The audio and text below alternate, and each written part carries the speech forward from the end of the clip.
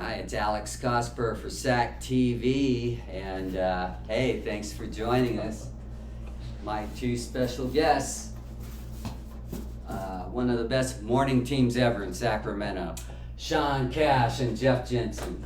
Hello. But you now go by your real name, right? Yes. So Jeff Machado. That's it, yeah. And you do voiceover work. Who do you do voiceover work for now? A lot of audiobook stuff. So it's really for whoever is producing it at the time. Nothing you'd recognize yet, but I'm working on it. So you read long stories. For the most part, yeah. Yeah. Well, you also do acting too. There's a little bit of that. Some Oh, good. stuff. Okay. So, yeah. Staying And busy. then Shawn, what do you do now? Not much. No, I work for a company called Rockbot, and we do in-store radio stations. So we do the music and messaging side of things, and so I'm creating a bunch of annoying commercials that run inside of, Best Buy or Walmart or Planet Fitness and places like that. So it's similar to the company you worked before that you were running that I knew you were doing a while back. Yeah. I guess over a decade ago. Yeah, in 2008, I, with a couple other people, started a company called Retail Radio. We sold that in 2017 to a company called Spectrio, and then I was fired from that company in 2020 and tried Sounds to like do... a Steve Jobs story. Yeah, I tried to do radio sales. I realized I had absolutely no marketable skills after doing radio, and luckily, one of my clients was Walmart, and they had called up and said, "Hey, we're going to switch to this company called Rockbot. Do you want to work over there?" And I said, "Can you make that happen?" And then he said, "We said we weren't going over there unless you were there." And I went, "Oh, all right." So that's how I wound up at Rockbot, and I've spent the past 4 years trying to steal all of my old clients away from my old company and bring them over there. So Rockbot, that's like it plays music in the background at a retail store? Yeah, so it's kind of evolved. When Rockbot started, their idea was to be a digital jukebox. So you could go to your phone and like a bar and you could change the music, but they've evolved from that, and now they do background music and digital signage, and they do all that stuff. That's incredible, the world we live in now. How it's so un-radio. we used to be in radio back when that was radio's heyday, don't you think? Like in the 80s and 90s and even 2000s, maybe early 2000s. Yeah, I mean, I think I was really lucky in that I sort of caught the tail end of that wave. I have no idea what it was like in the the 70s and 80s, but I always think of that as the real. I know you started in 89 in KWOD, but Yep.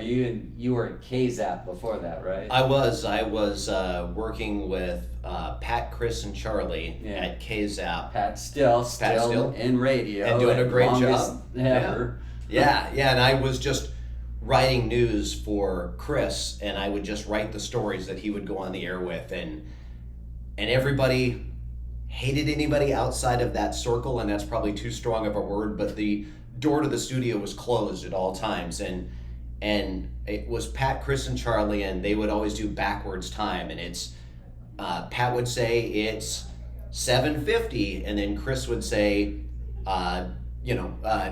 10 minutes before the top of the hour, and that was their bit, and they would do that. And if it was something other than a round number, he would always screw it up.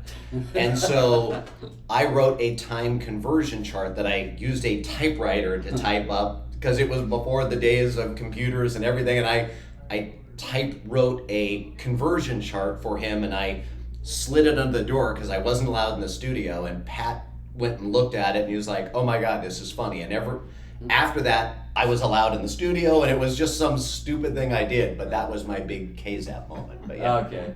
Were you considered an intern, or were you paid at that time? I don't think I was ever paid. I think it was an intern.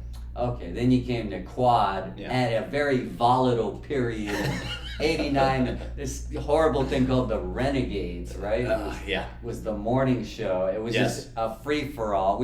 We didn't have a program director for a while, for a few months, and so it was just anything goes, anarchy thing in the morning. and I guess you were part of that, but you did other stuff with the station, right? Yeah, I worked for the promotions team. I did, because 97 Croy was a big competitor of ours, because we were just all over the place. I mean, the radio station had no direction until you said, look, we're going alternative. I mean, we played everything, and back then, I mean, the promotions team would drive by 97 Croy and throw out KWOD bumper stickers and put them all over their on-air window, and just dumb things. We would go to the FM 102 doing a broadcast with that big, it looked like a boom box, and they'd be out in front of Tower Records, and we'd go, and it had all these flashing lights around it, and we would go unscrew lights so that they would stop working and unplug the power from the back of it, and just really stupid stuff to try and just get attention until Stunts, you kind of radio stunts. Until you kind of put it in the right direction. We just thank you for giving me credit, but I think it was actually Adam Smasher who changed the format one day when Jerry Cagle was away. It was in April 1991. And he just got sick of all the complaints of how bad the station sounded, because it was at the bottom of the ratings, and it was competing against FM 102 and Croy, and they were both beating KWOD. Kind of with the same kind of format. But he said that worked. He was playing modern rock. He just felt like playing it one day, and the phones lit up, and they got crazy. And I came back in June. KWOD had fired me in December 1989. Remember that Cagle? He just fired a bunch of people. And so one quick story about that. Do you remember how we were all fired? Well, I know you remember. I wasn't even there, and I know this. So, and I think the magazine was Hitmakers, and we were all sitting around the conference table, and Jerry hadn't started yet, and we're sitting around, and it's Adam and you and all of the people that were on the air, and we're sitting around, and I don't remember who it was, but somebody was reading Hitmakers, and it said in there, and it was a Friday, and it said, KWOD in Sacramento cleans house. And we were all sitting there, we're like wondering, hey, it says Jerry Cagle comes in and KWOD cleans house, and we're like, oh God, that's now.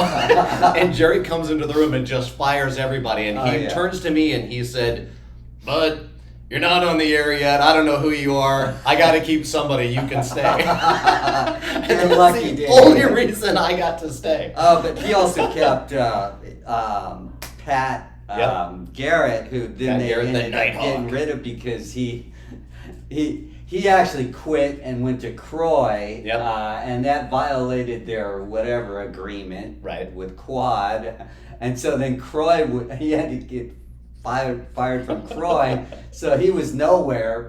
And that was weird. That took place in about a week span. That was quick. But you're right. I figured out that I had been fired when I showed up that day and went into the office to turn on the computer, because we had this old computer, and I was like the only one who knew how to run it, you know, besides Ed Stoles, and I turned it on, and it's like whatever, like it didn't work, like for the first time, like the password didn't work or whatever, and I knew, oh crap, something's changing today. I put all my stuff in a box. So anyway, 89 I left and came back in 91. I get a call one day from Jerry going, hey bud, you were right. This music does work. and it's funny because I did say stuff like, we should mix in more modern rock, but I never said let's go all out modern rock. I always gave you credit for that. Well, I actually did get credit 2 years later deserved credit 2 years later, because we were still a top 40 reporter to the trade magazines. Or whatever, contemporary hit radio was the name of the format, but we were still what was considered top 40, so that we were in the same realm as FM 102 until 93, the year you guys started. So right when you guys started as the morning team, that was right after Jerry left, right? that's when we officially became an alternative station. Yeah, and the way we started, to my memory, is I was doing mornings with Jerry. Yeah. And it was funny because I was Rainbow Johnson is what he called me, and that was my on-air name at first. And Jerry was doing it, and he had no desire to get up that early because Jerry was up late, out partying, doing whatever. And I remember we did it for about 2 months, and then he would start calling in later and later, and it would be like 5:30 in the morning that we started, and like 6 I would get a phone call, "Bud, I ain't coming in." And it got later and later that he would make those calls, and finally he's like, "I'm not doing this anymore." and were you, because you were doing what at the time that Jerry decided he wasn't doing it anymore? I was updating the snow phone, among other various assorted tasks. Yeah. I was doing like weekends and oddball overnight shifts and stuff. Yeah, and so, but Jerry finally left in January of '93. Okay. To go run a magazine in Southern California. Yep. And that's kind of when Ed Stoll said to me, we had bad ratings, we were still at the bottom of the ratings, and he goes, pick a format. And I said, well, how about if we, instead of pretending to be alternative, if we actually became alternative? Because we were still playing Madonna and sometimes Susie the Banshee. Yeah. I mean, we were mixing in actual top 40 stuff, like Prince, and which I actually thought crossed over all right. Like it was all right.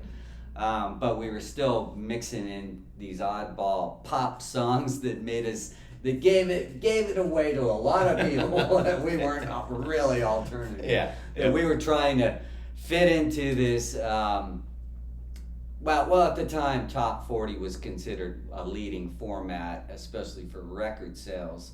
And so Jerry liked that credibility with the record industry. Right. So he wanted to hang on to that as a reporter to those like R&R and Billboard and all those trade magazines. Right. He wanted us to be a top 40 station. Yeah. And after he left, where he didn't have decisions anymore, and Ed's asking me, because there's no one in between anymore, and he's asking me, what should we do?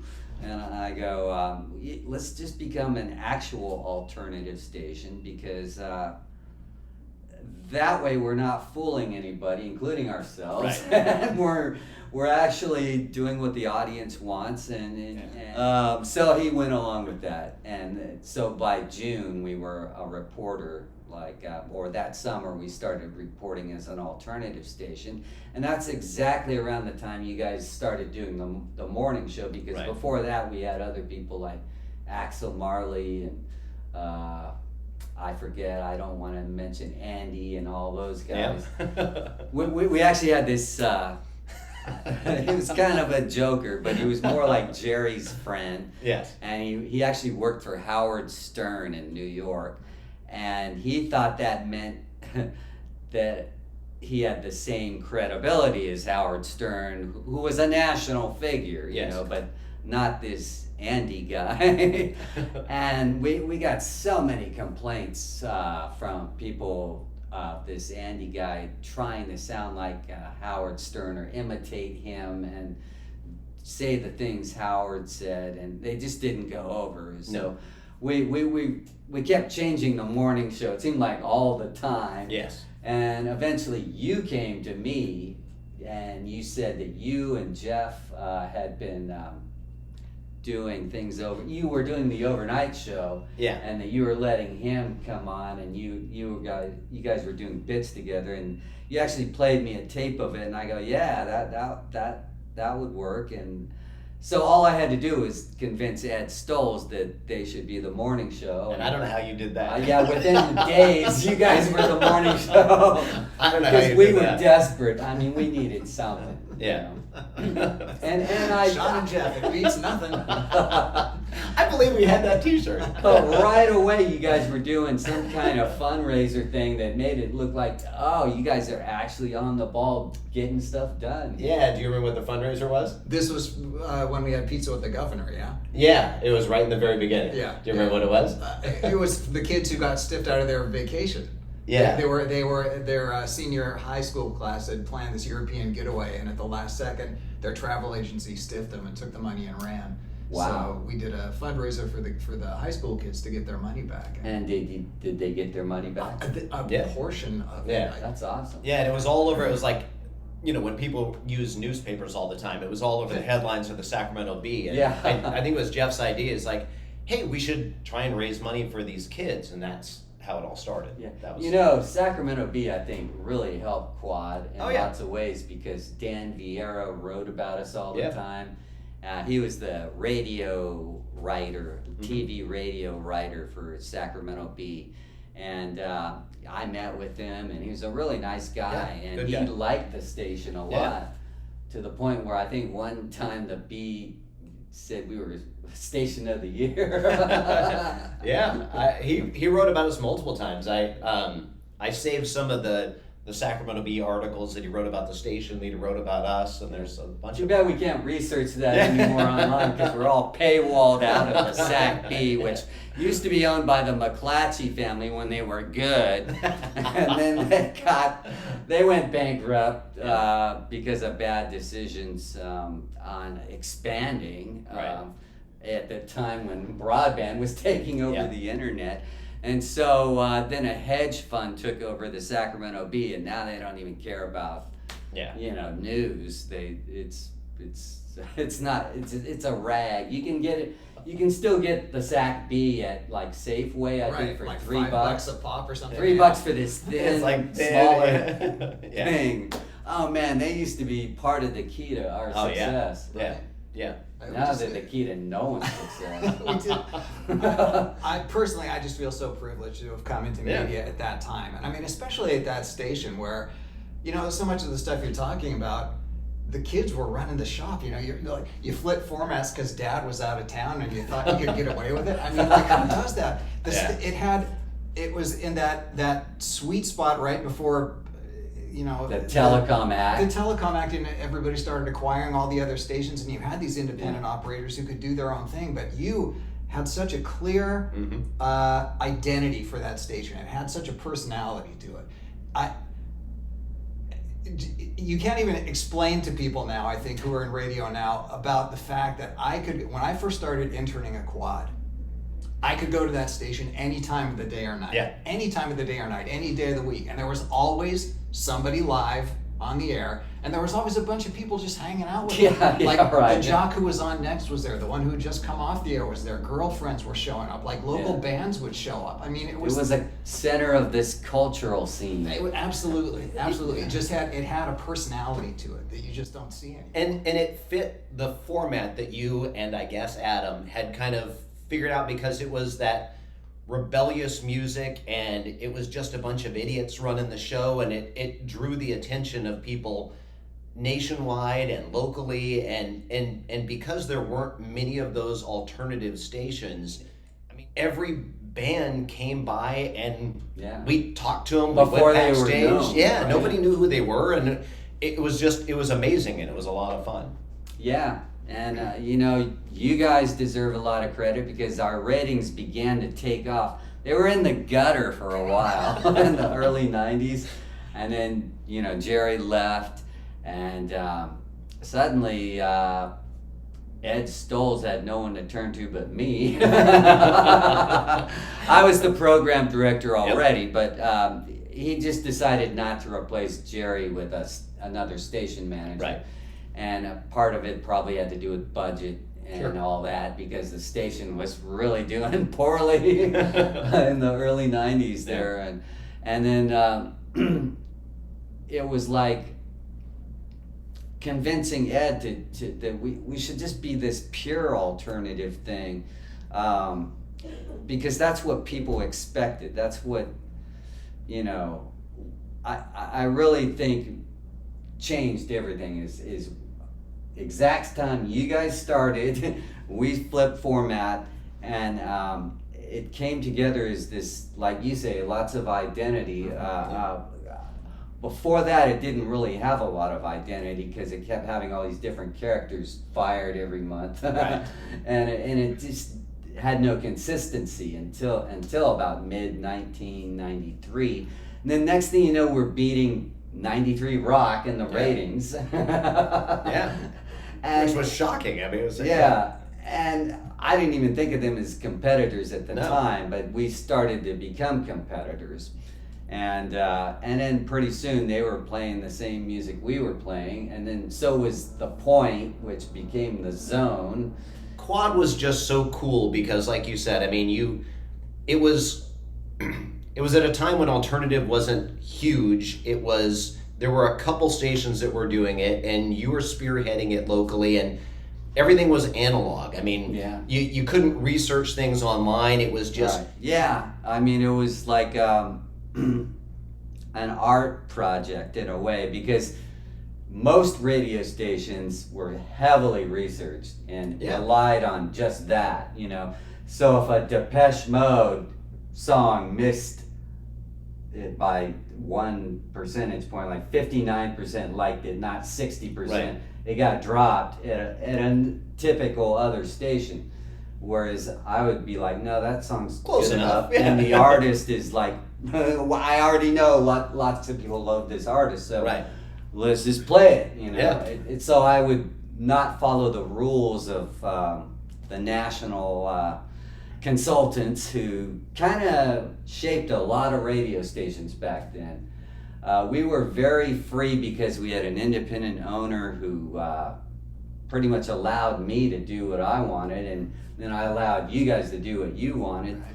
Except one day I came up to you guys and said, man, you guys got to stop doing Wiener Wednesday. and next thing I know, we had complaint letters this high of like, bring back Wiener Wednesday. So could you explain that? Like, why was that so popular? And just to make it era appropriate, I'm sure all those complaints were on fax paper. Yes. There were no emails sent in. Right. Yeah, no, Wiener Wednesday was enduring, wasn't it? I mean, that Yeah. thing just kept going and going and going. It was And to your credit, I think by that, we were tired of doing Wiener Oh, really? Wednesday. But I still remember getting those stories on fax. God, it was like we'd come in with this roll. It was like a paper towel roll, just overflowing with these stories. And it's just people writing stories about how somebody was a jerk to them. And so obviously the supply was endless. I mean, Right. who's ever going to run out of those kind of stories? Right. They were fun to tell. They were fun to listen to. It just worked. I turned out to be the wiener, and that story went, I finally go, okay, you guys can do it again. But it was like, that was the only time I think I ever came up to you guys and said what to do. Other than that, I thought, Yeah, I thought you guys do whatever you want. Maybe you should have done that a little more. Yeah, no, I actually became the wiener of one of the stories when I took my wife on our first date when I first met her, and had a simultaneous date with the woman who was the photographer for the station at the time. And so I set the date with that woman on Friday. The following Wednesday, I set the date for the same concert with my soon eventual wife. So, ooh la la about this new woman I met that I'd completely forgotten. I'd made a date with this other woman for the same event like 5 days before. And so, rather than do the stand-up thing and call the first girl and cancel and say, I'm sorry, but I've met this person and we have a thing and I really want to take her, I just tried to date them both at the same event. It was a sitcom event. I would like run from one to the other, like, how you doing? I'll be right back. How you doing? I'll be right back. And I just bounced back and forth between the two of them. Obviously, it didn't work very well. So, yeah, I became the subject of a Wiener Wednesday story about that. But because the first girl wound up sending in her own story, and yes. Now, one of the most monumental things you guys ever did, you weren't even on the air. Ron Givens and I filled in for you for a week because both of you wound up on a Star Trek episode. Yes. that is true. And that was probably, I think, one of the best things you guys ever did, was getting on that show. And we can't even take credit for it. I mean, it was just because this station was so big and and just so well known at the time. There was a guy who was going to school in UC Davis, and his mom was the showrunner for Yeah. Star Trek Voyager. Yeah. Wow. His dad is Dick Enberg, and his mom was running, this show on Paramount. And he said, "Hey, do you guys want to get on the show?" We said, "Yeah, can you make that happen?" "Hold on, let me call my mom." I said, "Mama, you're in." She says, "You Yeah. can come down to do a walk-on episode." Great. So Yeah. we went down there and spent a couple days and got to do a walk-on. It was amazing. We were Sicarians, I believe. Yes. Yes. Yeah, Very so attractive. I mean that's part of history because that show is very popular, Yeah. and I mean the whole Star Trek thing is popular, and I can't think of any other morning shows that did that. No, it was fun. It's all who you know, man. Yeah, exactly. Just knew the right guy. Mm-hmm. It was fun sitting in for you for a week, but I had to listen to a lot of calls. When's Shawn and Jeff coming back?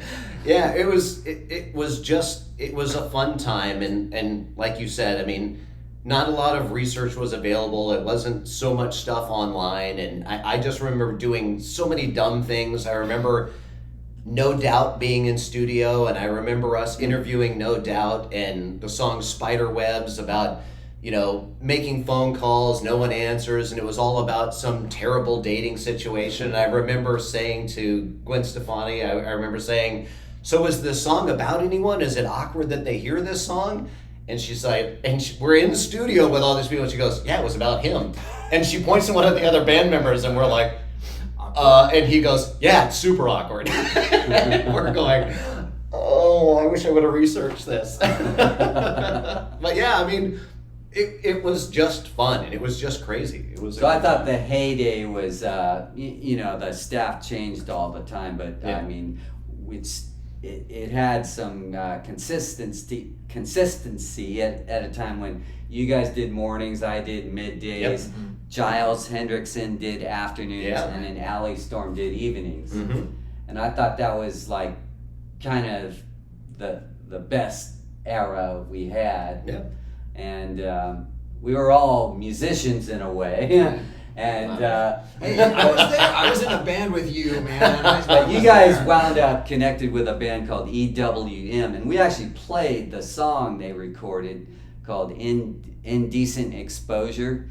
It was about media out of control, following the OJ case, and it was kind of how media had taken over people's lives and how it actually was unreliable even back then. And that song I thought was awesome. It was something we actually played, a local song we played around the clock. Now, wasn't that part of the listener contest Yeah. thing that you did, where people wrote the songs one line Yeah, at it a was time? called the Overflow CD. Yeah, yeah. So we did a compilation. We actually did 3 compilation CDs, and the listeners wrote the lyrics. Just faxing in or phoning in lyrics, and then I gave them to local bands. By then we were starting to know a lot of local bands. Yeah. Right. And they turned it into music, and so then we put them out on a CD, and that just turned out to be one of the best songs that you guys, See, and, the group you guys were aligned with, the EWM, their song Indecent Exposure. I just thought that was good enough to actually be a hit nationally. Yeah, it was good. It was a lot of fun. right, and that's what I'm talking about that station having a personality. Like, who does that? Who turns over the airwaves to Yeah. listeners? Social writing media lyrics? before social Yeah. media. Right? Yeah. And local bands playing the music. Yeah. Like, what better way to build a relationship with your community? Yeah. I think that the biggest mistake, or one of the biggest mistakes that radio has made in this sort of post consolidation era is they've played away the biggest advantage they had, which was being local, being Yeah. exclusive to their local area, and And authentic. Yeah. right, having that relationship with the listeners. I can't imagine how much that was worth in terms of listenership or Well, ratings. for or Quad, $25 million. Yeah. There you go. There you go. Now you couldn't sell a station for that much, I don't think. And they just don't care anymore. I mean, Oh, no. and I don't mean that in a bad way. It's just they don't have the budget that they used to. And I mean, Yeah. radio stations, they have a conglomerate of 4 or 5 stations, and the DJs at those stations, they're not local. They're doing it for every other city, and they're on multiple stations in that same group, and it's not generic that local. as possible. It's super generic. Yeah. It's we all have fun stories about our owner at the time. Oh yeah. I will say this for him. He cared about radio, and he cared Oh, about yeah. that station, and And being independent. yes.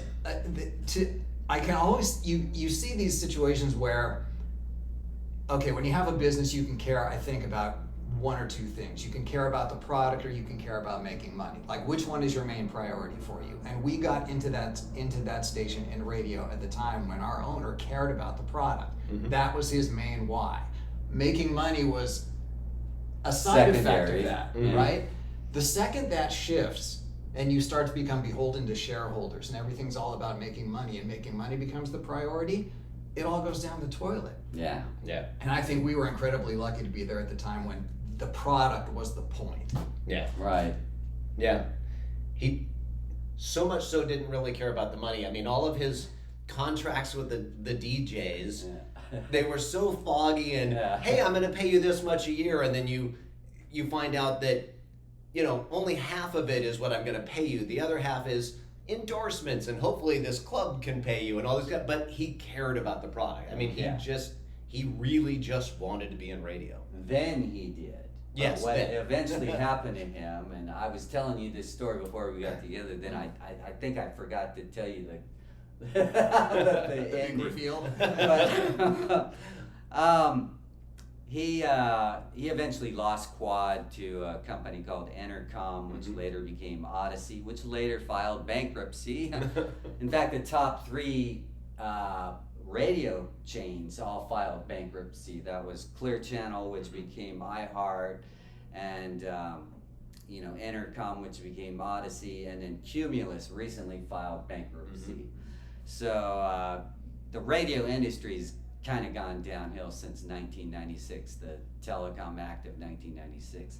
But Ed Stolz, he acquired some stations in the 2000s, first I guess in Palm Springs, and I actually went down there to program one of those stations, and it was fun for a few minutes doing sales, but not really. I didn't That is like not the doing F radio word I was sales, just like you.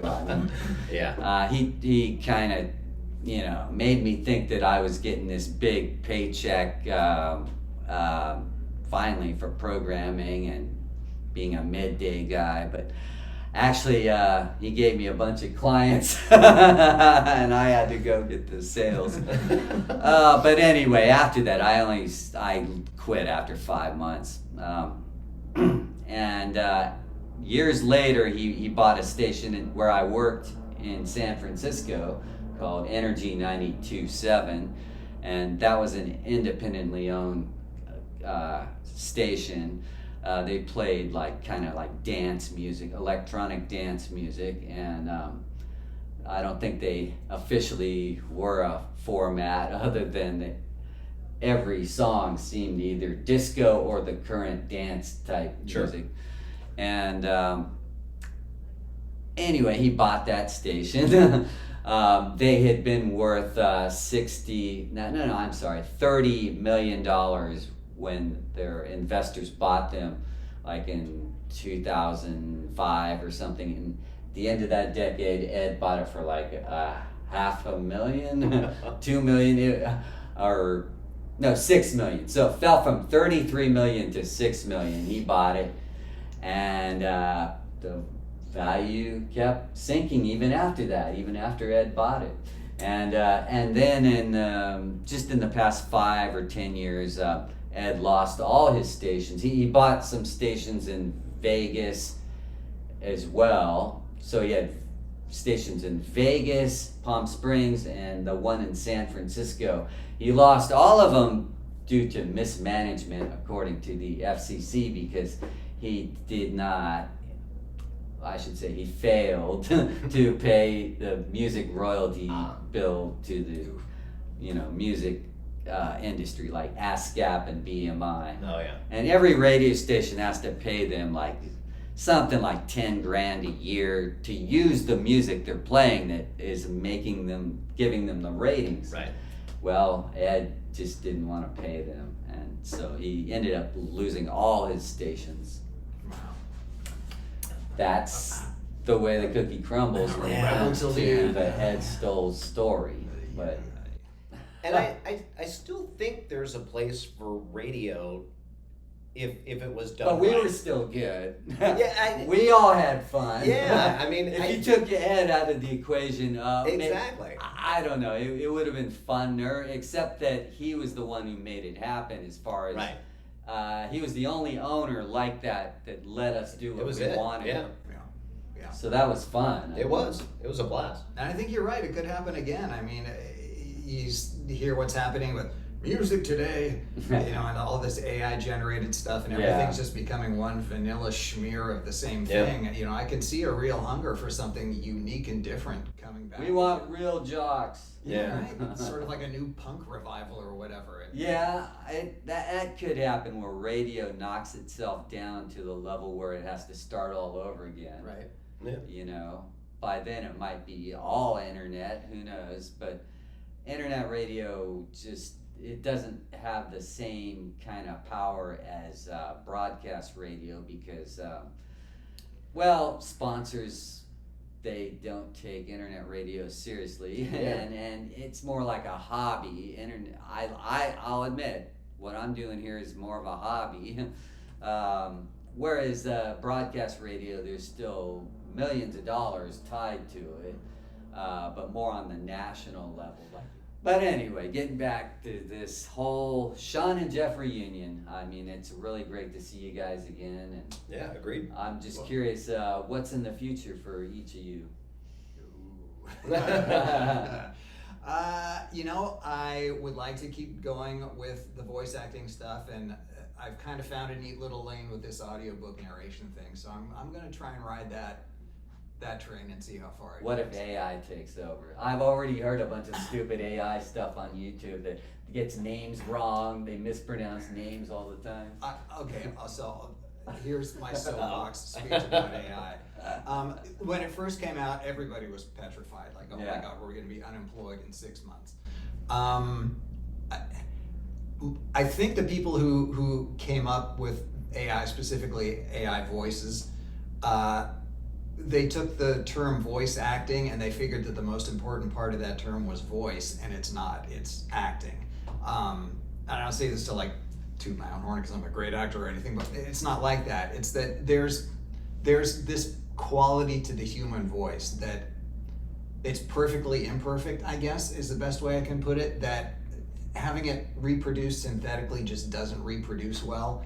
You can just tell there's something about having a human do it, that a little pause here, a little chuckle there, a little stumble over a word there, a breath there, just these little humanisms that it lets you know immediately that you're listening to another human being tells you this story, as opposed to having a robot do it, which is kind of off-putting, or even worse, having a robot that is trying to make you think it's a human, which is just a betrayal. Well, a lot of times they just give it away that they're not human. Right. Yeah. And as this is happening more and more, and people keep testing the waters with these AI voices, I'm becoming more and more relaxed about it, because I'm sure there's going to be a market for it. For 80% of people, good enough is going to be good enough, and that's fine.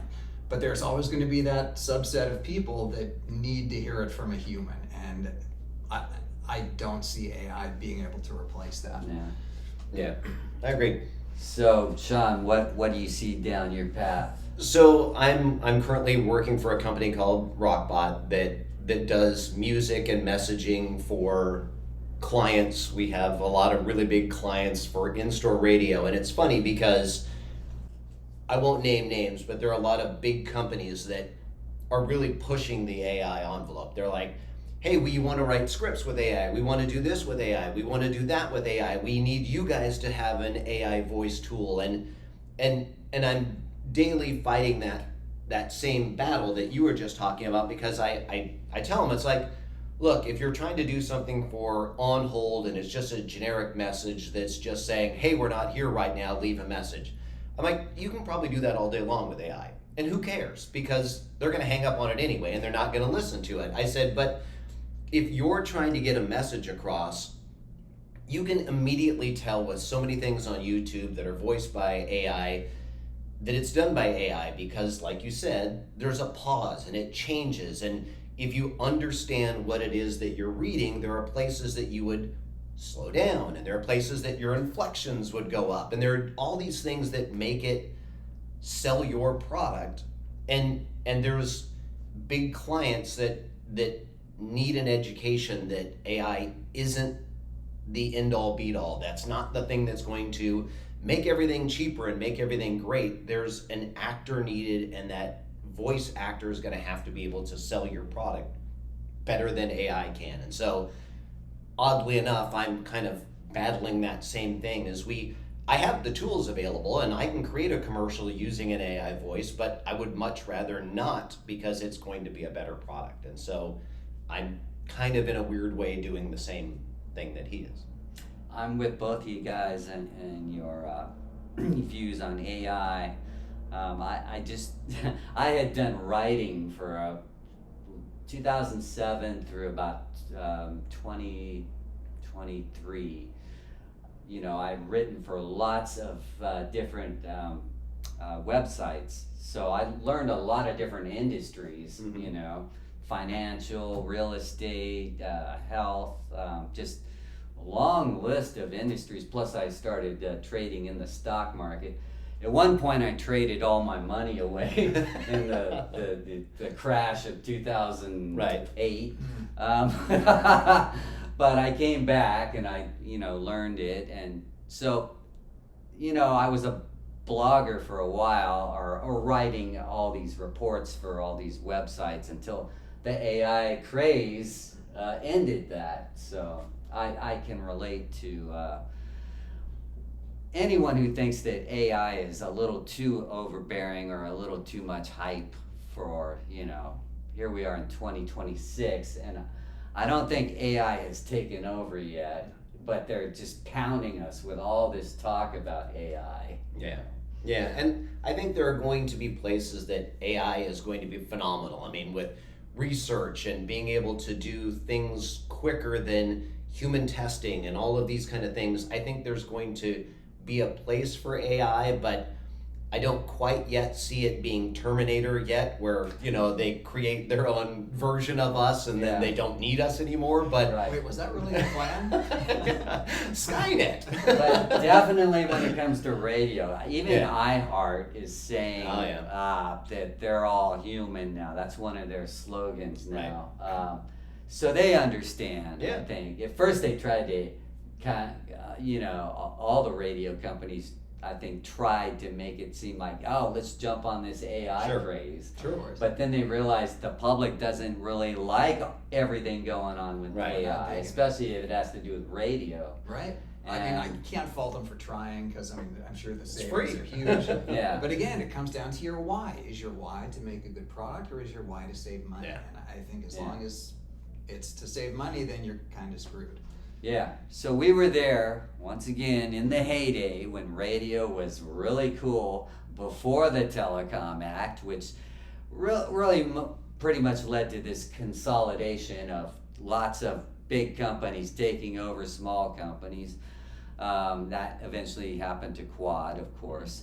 But KWOD is its most successful years were not its later corporate years when the big company took over. It was actually when it had a sole proprietor, and he let us have fun, and we had fun. So I just want to make that a very important point that when you guys were doing the morning show at KWOD, this was before the Zone. By the time you were on the Zone, the internet had kind of taken over, right? It was getting there. Yeah, and you had asked why. I mean, because talking about KWOD, it seems like, it was this glorious thing, and why would we leave? And it was it was just kind of that writing on the wall thing. I mean, it was fun, but it didn't pay that much. Well, yes, and it was just, there were new program directors, and Ed had other focuses, and it was like, it was that whole, do you want to be fired or do you want to? Radio is a weird thing, and it's probably like this in a bunch of other businesses, but it's really easy to get a job, or it was at the time, to get a job in radio if you had a job in radio. If you were fired from radio, it was a much harder thing. And so Jeff and I had it's like, where are you currently working? Nowhere. Well, and Jeff and I just had a lot of conversation. It was like, hey, I think writing's kind of on the wall here. We should really start kind of putting some feelers out there and just see where we could go so that we could keep working in radio and not have to get real 9-to-5 jobs. And so that's that's kind of how we wound up at the Zone, because they were looking for a morning show, and I think we had reached the pay peak that we were ever going to get with Ed. It's true. We kind of hit the ceiling. Yeah, and so I think that was, unless you remember differently, I think that was more. That's exactly it. So, long story short, the Zone was a part of a corporation that paid good money to their morning teams.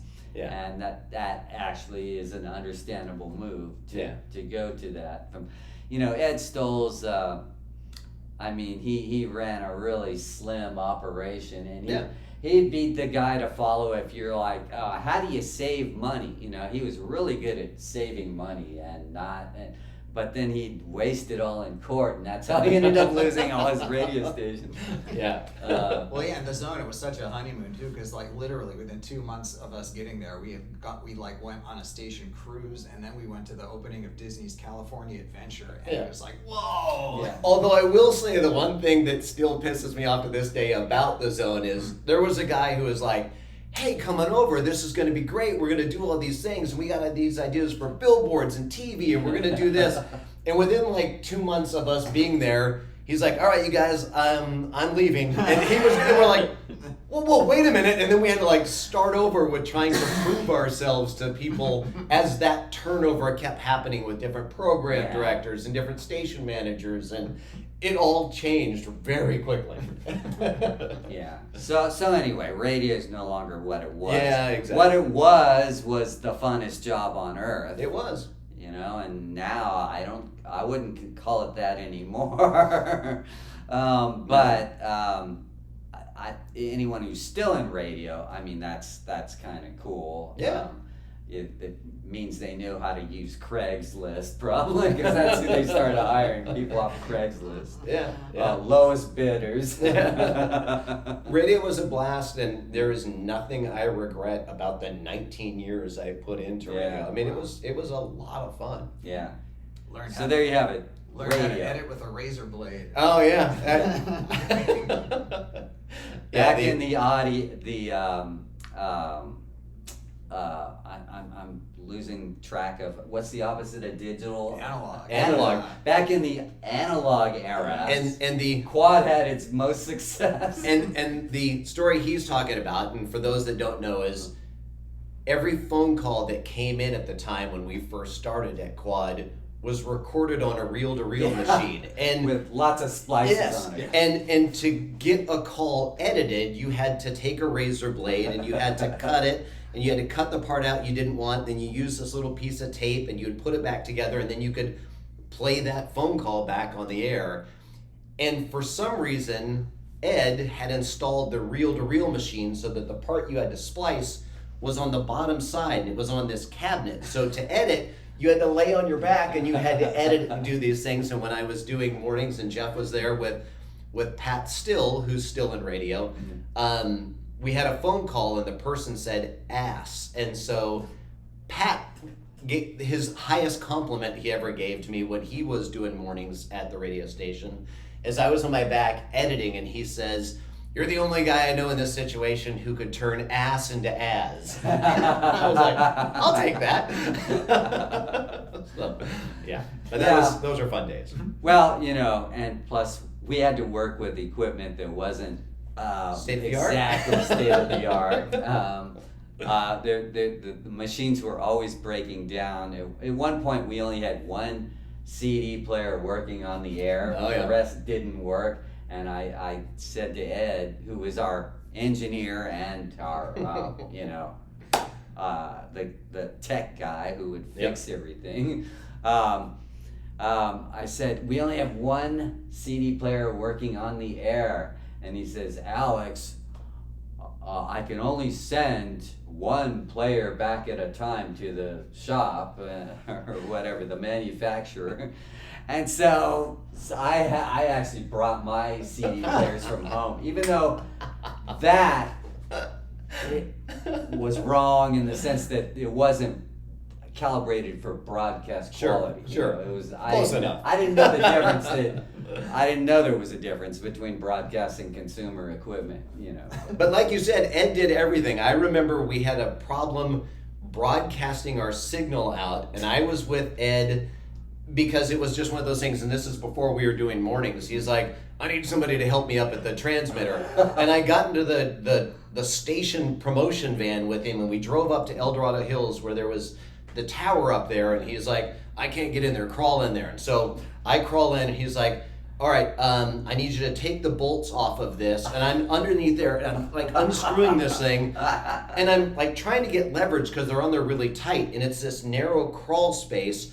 And I went to lean back, and he goes, nope, don't lean against that. There's 50,000 watts going through that. And I'm like, what am I doing here? Because he did it all. I mean, he knew how to do it all. Well, Just didn't share information that I might have needed. But well, we were off the air a lot. There were all kinds of times we popped off the air or something weird happened. Like he was always playing with the sound, and so one day we'd sound like the Grand Canyon, the next we'd sound like we were in a small room.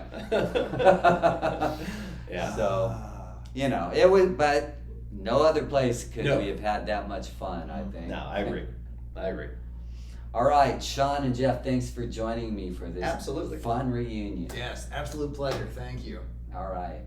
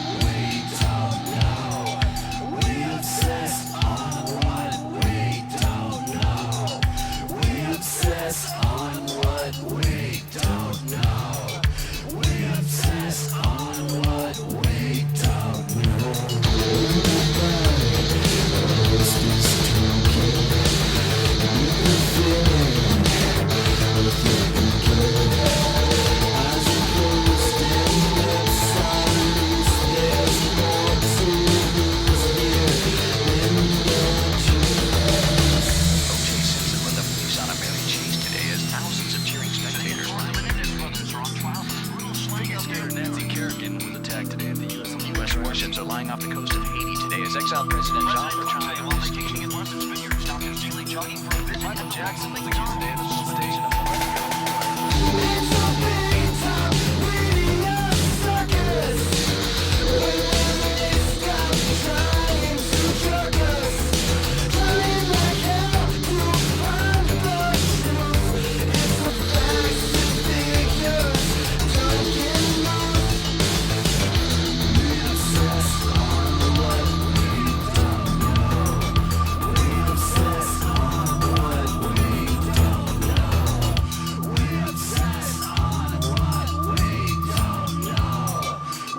Obsess